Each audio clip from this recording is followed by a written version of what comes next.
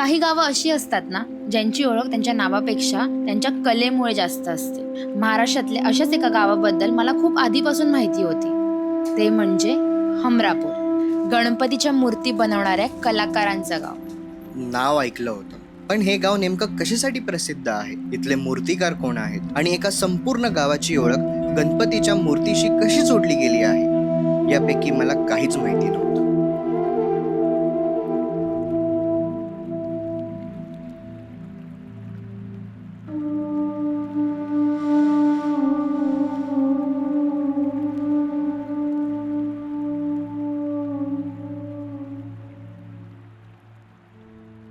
हमरापूर हे असं म्हटलं जातं की मूर्तिकारांचं गाव आहे. इथे जेवढी गावं आहेत, जेवढी इथे गावकरी आहेत, प्रत्येक घरामध्ये कारखाना हा आहेच.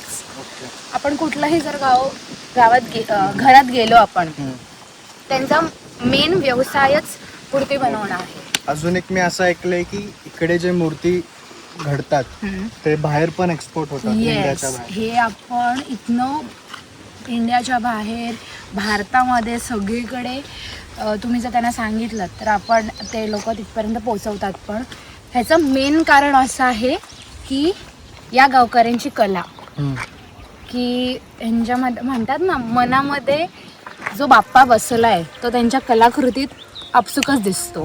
तर आपण जेव्हा त्या मूर्ती सगळ्या बघू आपल्याला कळेलच.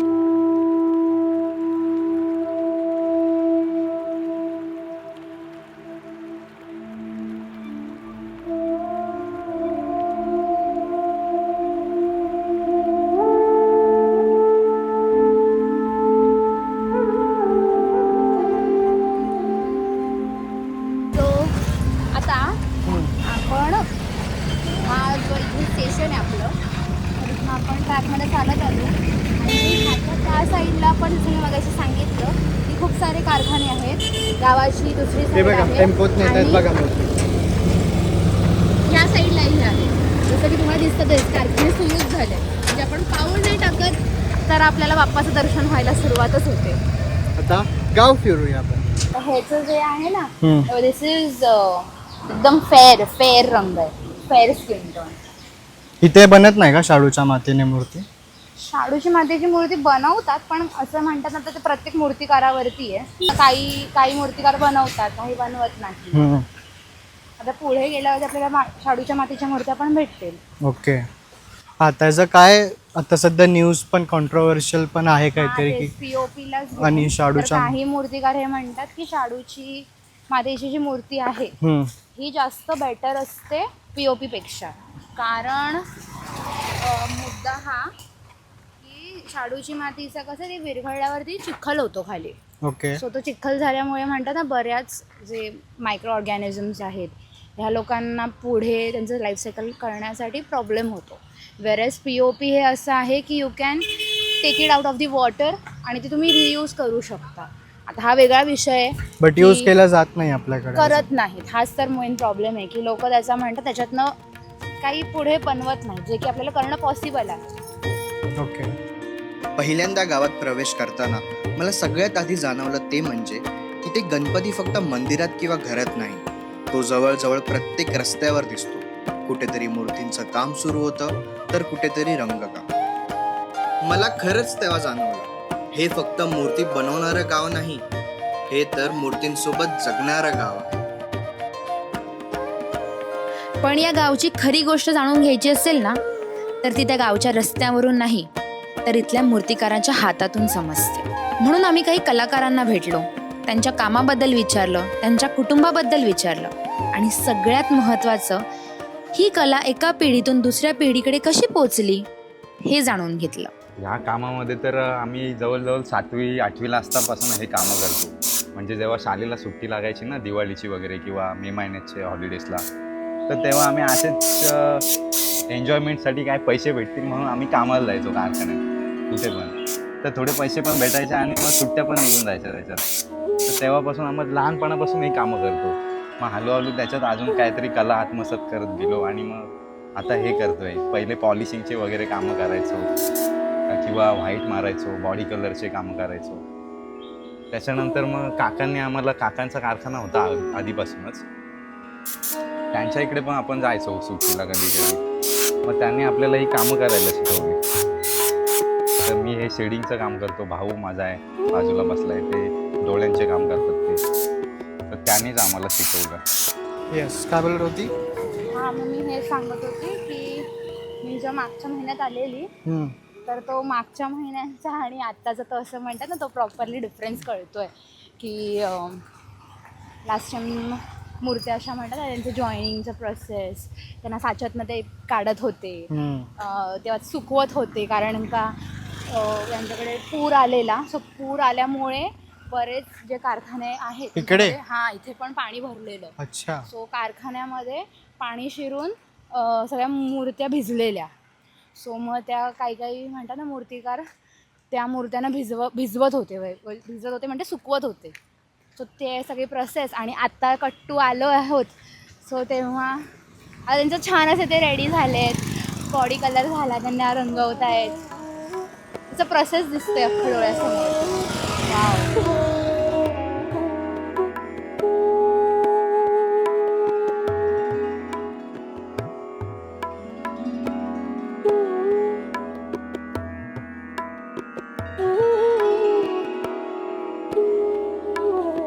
शाळेत होतो तेव्हा मी, ते आमच्या घरातले माणसं असे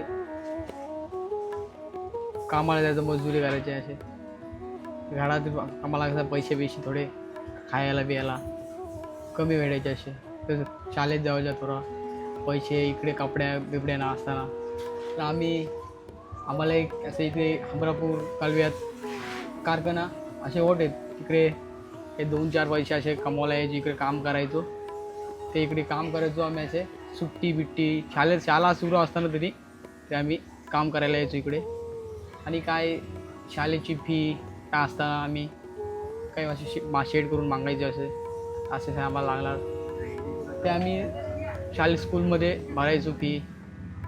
तर असा नंतर 10वी बिवी असं आमच्या घरातून बोलायचो की तुम्ही शिका.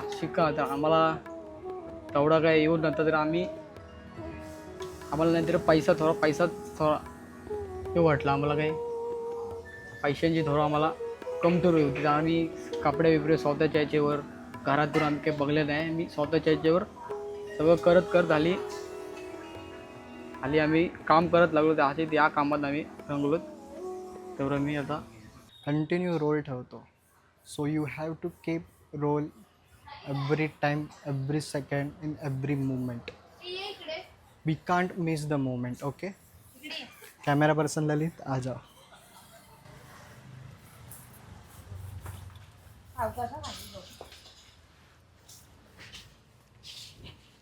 सगळं बॅलन्सिंग वाले आहेत ना इथे. अरे वा, भारी रे. विशेष हे आहे ना, त्यांचं ते रंग नाही अजून, ते म्हणतात ना कच्च्याच मूर्त्या आहेत, तरी बघ ना, you can see the eyes, the smile, you can feel he smiling, you can see it. ही बाई झोक्यावर आहे, ती त्यांनी कशी बघ ना, ह्याच्या दोन ह्याच्यावरती बॅलन्स केली अख्खी, त्या ब्रांचवरती. ही नाग ओ बाबा, मूषक आहे, मूषकच आहे ना.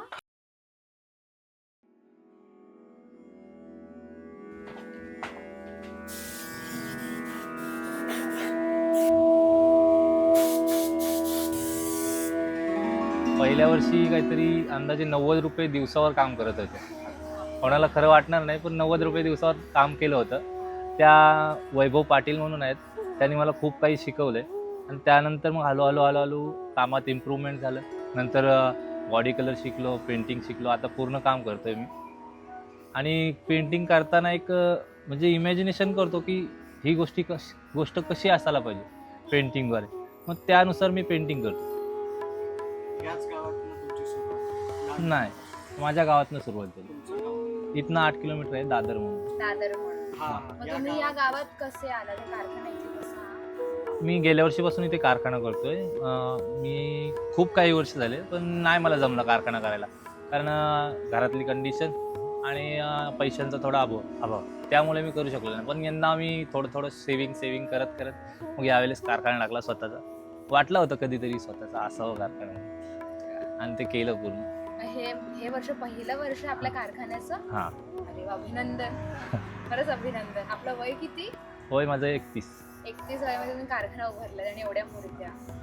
मग तुम्हाला कसं वाटतंय आता? फिलिंग जाम गुड आहे, कारण लोकांना माझी पेंटिंग पण आवडले, माझी फिनिशिंग पण आवडले, माझं काम लोकांना आवडते, हे मला खूप आवडते. चांगलं वाटते की कोणाला तरी आपलं काम आवडते. आणि पहिल्या वर्षात अजूनपर्यंत कोणी मला तरी वाटत नाही पहिल्या वर्षात 2000 मूर्ती संपवले असतील. 2000 हे झाले. मागच्या वर्षी नाही, या ह्या वर्षी वर्षीचं सांगताय. म्हणजे अजून सुरूच आहे. सुरू बुकिंग बंद बंद झालं केले. असेल, हां, बंद पूर्ण झालं. बुकिंग बंद केली. अरे वा, पहिल्या वर्षी 2000चं टार्गेट. अरे हां, बापरे. मी 1000चा टार्गेट ठेवून काय. कॉंग्रॅच्युलेशन त्यासाठी तुम्हाला. म्हणजे असं लहान लहान मूर्तीच की मोठ्या मूर्ती? नाही, मोठ्या पण. मी यंदा आहे ना 3-3.5 फुटाच्या वरती केलं नाही, थोडंफार बॅलेन्सिंग केलं त्याचं आहे. पण लोक ह्याच्या जीवावर आहेत. देवाने त्यांना दिलंय म्हणून आपण जगतो. अजूनपर्यंत एकही म्हणजे मंत्र्याची मदत नाही, कोणाची सरकारची मदत नाही, परंतु आम्ही जगतोय, ह्याच्या जीवावर जगतोय. ह्याने दिलंय आम्हाला, तेवढंच बस. आम्ही त्याच्या जास्त पण मागत नाही, त्याच्या तो देत पण नाही आम्हाला. त्याचे जेवढा आम्हाला बस आहे तेवढंच देतो तो. त्याच्यात आम्ही आनंद द्यावा, बाकी काय नाही. नाही बोलत. हे काय बोलता तर राहत आता. असं का नाही बोलत? अरे वा. कारण का कसं आहे माहितीये का, एवढ्या मातीचं काम करणारी ना खूप कमी लोक भेटतात. आणि एवढी तुम्ही मोठी मूर्ती कशी करते, मला हे नवल वाटतंय.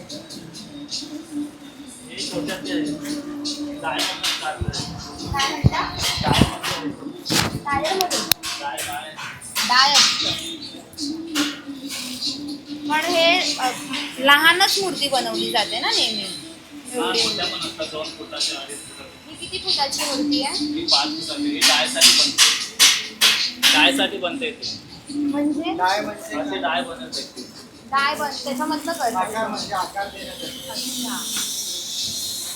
पण ही मूर्ती सांभाळणं पण कठीण आहे. पाणी लागलं की लगेच विरघळणार का ती मग? नाही, एवढी नाही, लगेच नाही. पण याला एवढं शेप वगैरे देणं जरा कठीण काम आहे ना? नाही, डाय मारली असते ते शेप बनतो याच्यात. अच्छा.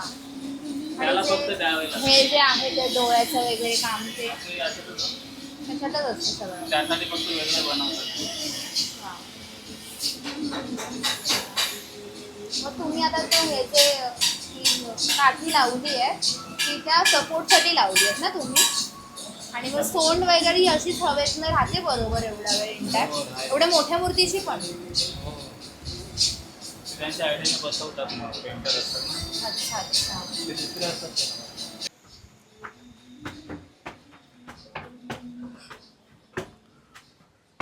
अजून वर आहे का? हे बघ इथे. ओ भाई. ये कॅमेरा पर्सन ललित सोदेस. परेल में आगे. बघ ना यार, मोठ्या मूर्तीचं कसं केलं असेल ना. कोणी केलेलं हे? परेलच्या अरुंधते मूर्ती का. ही आता लोक म्हणतात ना ताजी ताजी पेंट केली आहे वाटतं. अजून डिटेलिंग बाकी आहे त्यांचं खरं तर.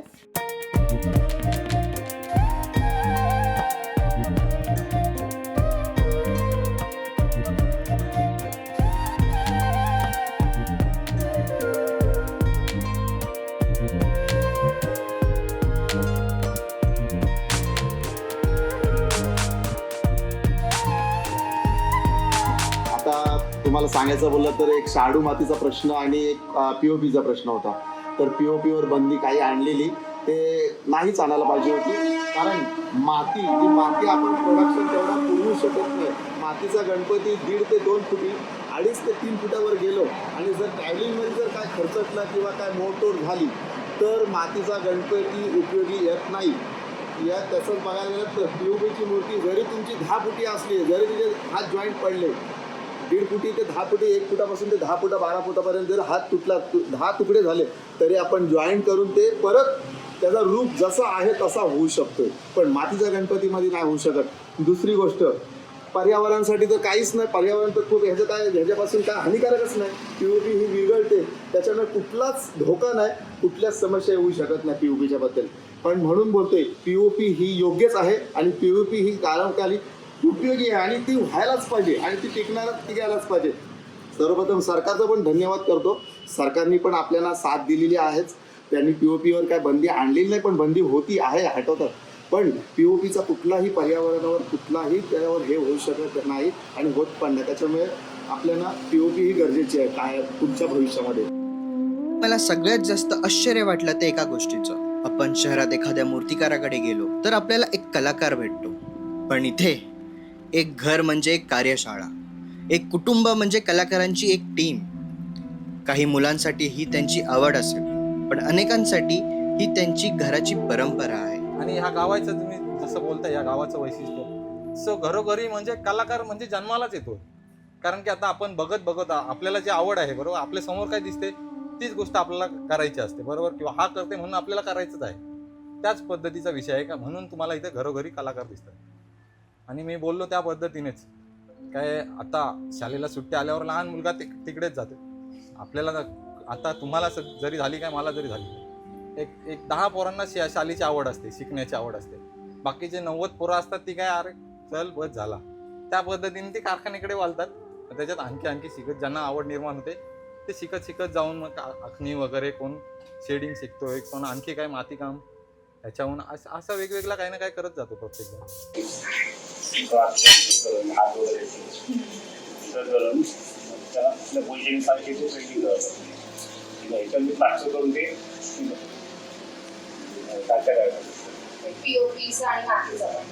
माती दोन्ही.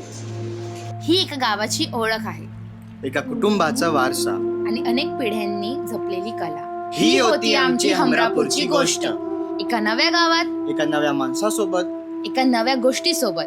कारण प्रत्येक ठिकाणी एक कथा असते, फक्त ती ऐकायला आपण तिथे पोचायला हवं. येस. Hello guys. सो आपण आता सगळा हमरापूर हा कव्हर केला. आणि खूप मजा आली, छान वाटलं, निसर्गात येऊन भारी वाटलं, कारण की आपल्या इथे निसर्ग नाहीच आहे. मी असं म्हणेन की या मूर्त्यांमध्ये, ह्या कलाकारांमध्ये येऊन मला खूप उत्तम असं वाटलेलं आहे. कारण त्यांच्या गोष्टी, त्यांच्या भावना, त्यांची कला ही आपल्यापर्यंत पोहोचली. येस, मला पण खूप भारी मजा, अप्रतिम वाटलंय. Thank you so much to Sanchi ji आम्हाला घेऊन आली, आम्हाला हमरापूर दाखवलं. अजून कवर केलं नाही आहे बऱ्यापैकी, पण आम्ही जेवढं पण कवर केलं ते आजच्यासाठी खूप भरभरून होतं. आम्ही पुन्हा इथे नक्की येऊ, छानपैकी डॉक्युमेंट करू सगळ्या गोष्टी आणि मजा करू. आणि एक सर्व गणेश भक्तांना ही एक विनंती असेल की कृपया सर्वांनी एकदा तरी इथे येऊन सर्व मूर्तिकारांना भेट द्या, नक्कीच. त्यांची कला बघा. तुम्हाला बाप्पाच्या त्या मूर्तीमध्ये तुम्हाला गणू दिसेल. क्या बात आहे की हा हमरापूरबद्दल तू बोलत होती, ज्या हमरापूर नावामध्येच एक काहीतरी आहे. हां, सो हे मगाशी नोटीस केलं. Cameraman Lalit, please see the over there. Hamrapur. So Hamrapur ह्याच्यामधला जो हम आहे, हम म्हणजे मराठीतला आपण. आणि टिळकांनी गणेशोत्सव हा आपण सर्वांनी एकत्र यावा, विविध कल्चरली आपण म्हणतात ना एकत्र सेलिब्रेट व्हावा, म्हणून म्हणतात ना ही गोष्ट इनिशिएट घेतलेला, राईट. सो मला असं वाटतं की या हमरापुरात ह्या आपल्या गावातली ही जी गोष्ट आहे ह्याच्यापासून जी आमची गणेशोत्सवाची जी सुरुवात झालेली आहे, ह्यासाठी आम्ही खूप जास्त असे काय म्हणूया आपण एक्साइटेड आहो. आणि अजून एक गोष्ट, हे गणेशोत्सव तर सुरू झालंच आहे आणि ही पहिली सुरुवात आहे आमची, बट ह्याच्या पाठी पण अजून बरेच प्रोजेक्ट सुरू आहेत आमचे. आपण असं म्हणू शकतो की आपल्या कामाचा श्री गणेशा झालेला आहे. येस, अजून बरेच प्रोजेक्ट सुरू आहेत म्हणतात ना गणेशोत्सवच्या निगडीत, तर तुम्हाला ते पाहायला नक्कीच मिळतील लवकर. थँक्यू सो मच कैमरामैन ललित सौ. थैंक यू कैमरामैन ललित. आपका शक्ल दिखाइए, आपका शक्ल दिखाइए. आपके बिना ये मुमकिन नहीं था ललित. कैमरा पर्सन ललित, ये हमारा camera person Lalit. Yeah, thank you so much, Lalit. So, thank you everyone for Like. share, subscribe. Shubhakar.